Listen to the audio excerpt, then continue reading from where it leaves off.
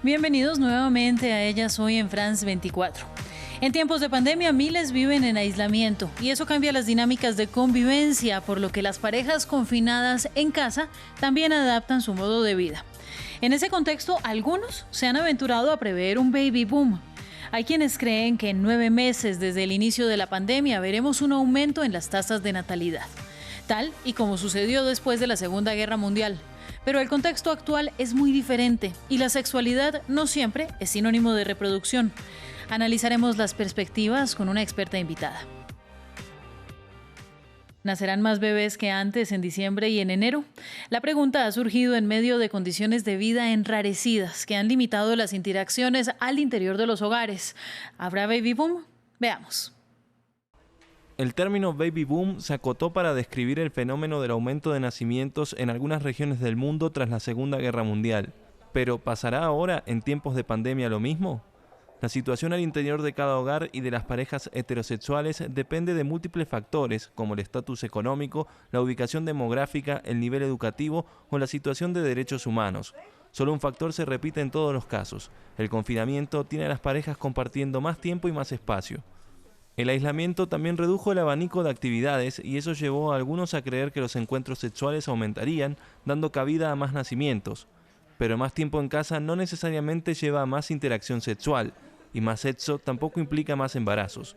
El estrés ante el temor de la pandemia y el encierro también juegan en contra. En 2019, el Instituto Nacional de Estadística de España dio 4 razones para no tener hijos: ser demasiado joven, no tener pareja, no reunir las condiciones materiales adecuadas, y aun si todas las anteriores condiciones mejoraran, la edad puede volverse el problema al momento de alcanzar metas previas que permitan a la persona tomar la decisión de la paternidad. Ya que el COVID-19 trajo consigo inestabilidad económica y debido a que no cambia ninguna de las situaciones enumeradas por el instituto, el baby boom parece solo una idea poco justificada. Habría que ver si después de la pandemia un nuevo aprecio por el contacto físico y por la vida cambiaría la disposición para la reproducción.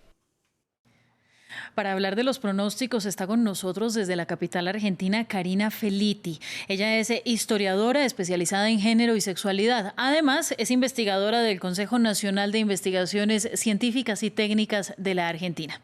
Karina, bienvenida a Ellas Hoy. ¿Qué tal? ¿Qué tal? Un gusto poder hablar con ustedes. Igualmente, Karina, y vamos a comenzar hablando acerca de los efectos del aislamiento para las parejas.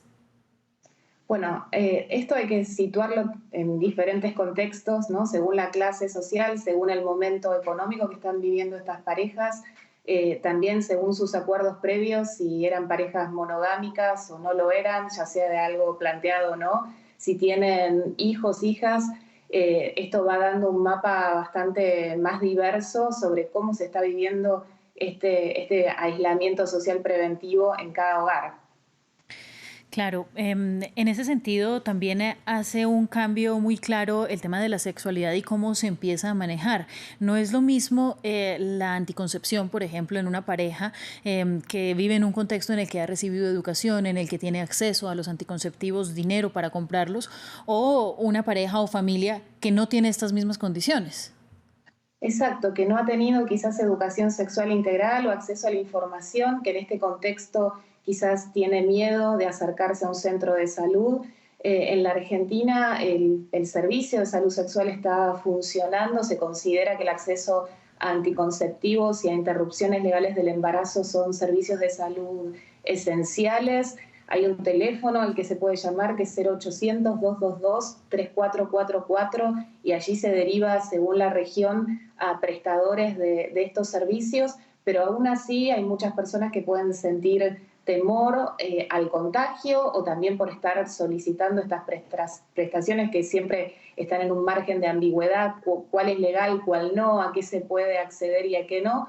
Pero bueno, es importante también comunicar que los servicios de interrupciones legales del embarazo no están cortados, porque según recomendaciones de la Organización Mundial de la Salud y de otros organismos, estos servicios son servicios de salud esenciales. Bueno, mire, y teniendo claro ese contexto, ¿usted podría prever que va a existir ese tal baby boom en el siguiente año, o definitivamente es algo que está fuera de contexto? Si pensamos que el baby boom de la segunda posguerra se dio justamente en una situación de prosperidad, como vos recién comentabas, lo que se avecina no es esa situación precisamente. Muchas personas ya han perdido su trabajo, están viendo reducidos sus salarios y no hay un panorama claro sobre el futuro.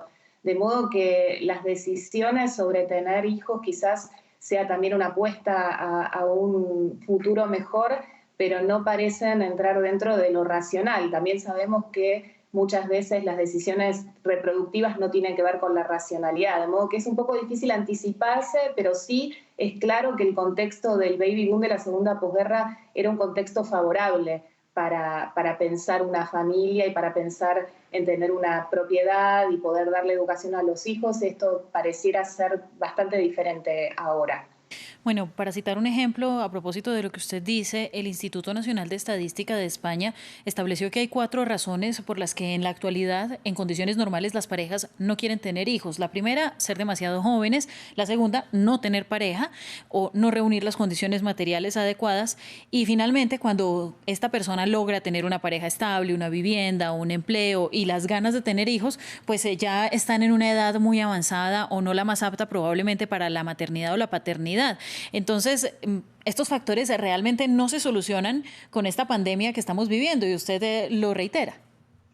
Exacto, yo creo que hay ciertas tendencias que se habían ya manifestado respecto a la decisión de no convivir, por ejemplo, o de reducir la cantidad de hijos, sobre todo en los sectores medios, y también políticas de Estado en diferentes países para facilitar también programas de acceso a anticonceptivos y a abortos, para justamente que las personas pudieran decidir la cantidad de hijos a tener y que no fuera esto una situación no intencional.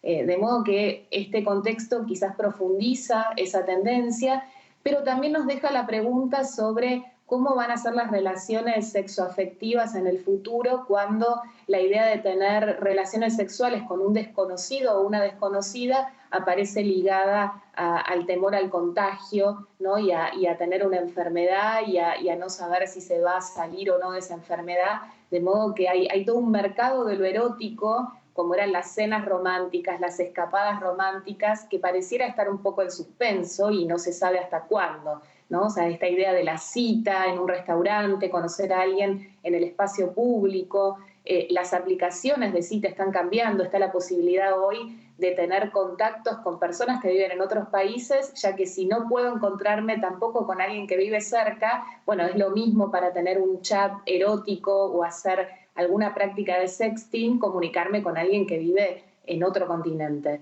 ¿no? De modo que es bastante azaroso qué es lo que nos espera el futuro en el plano sexoafectivo en general, más allá del reproductivo.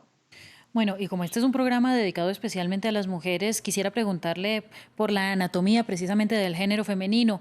¿Cambia las condiciones de aislamiento, hacen que cambie, por ejemplo, la condición de fertilidad de la mujer? Y le hablo de, claro, estar en casa, estar obligados a mantenernos en condiciones muy asépticas, a cambiar la dieta, a cambiar la rutina. ¿Esto tendría un efecto en la fertilidad? Bueno, hay diferentes estudios que hacen una asociación entre la dieta, entre los niveles de estrés y de descanso en relación a la fertilidad.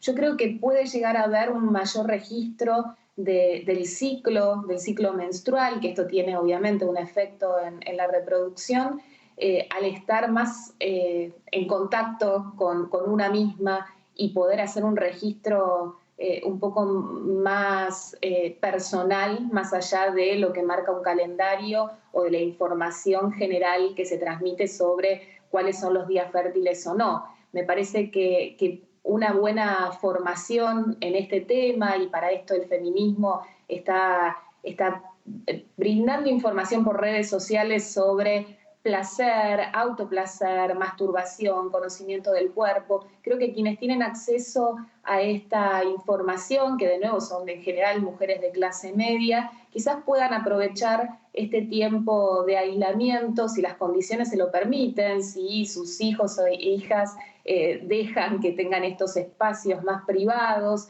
si la pareja asume las tareas de cuidado y las tareas también de higiene, ¿no? Yo creo que hay muchas dinámicas de género que se están cristalizando en este encierro, ¿no? Sobre quién cuida, quién hace las tareas de la casa, en el caso de que haya en una pareja heterosexual, no un varón y una mujer, bueno, cómo es este reparto. Yo creo que es un momento de mucha ansiedad, de angustia, pero que también se puede ganar en reflexión y en conocimiento sobre una misma y también sobre a quienes tenemos al lado, ¿no? Acompañándonos.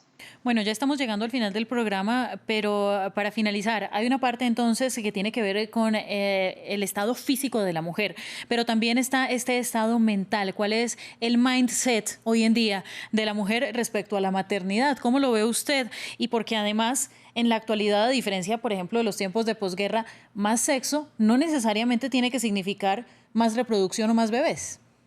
Exacto, bueno, hay acceso a tecnologías anticonceptivas que son eficientes y también algo que acá se está discutiendo bastante, ¿no? Cuando llamamos abuelas a mujeres que quizás no han tenido hijos y que no son abuelas, y creo que poder hacer ese cambio desde el propio discurso, ¿no? De no pensar que toda mujer necesariamente ha sido madre o tiene que serlo. Hay un cambio, hay datos estadísticos que demuestran que cada vez hay más mujeres que deciden no tener hijos, no tener hijas, y esto es algo que obviamente va acompañado por el acceso a anticoncepción, pero también por el acceso a la educación superior, a un mercado de trabajo que permite en algunos casos, más allá de las brechas salariales y del techo de cristal, que permite que las mujeres se inserten y desarrollen carreras profesionales. Ya no es necesario asociar mujer y maternidad porque bueno, hay otras opciones para las mujeres más allá de la reproducción. Pues muchísimas gracias a usted, Karina Feliti, historiadora especializada en sexo y también en género. Quédense con nosotros en France 24, volveremos pronto en Ellas Hoy.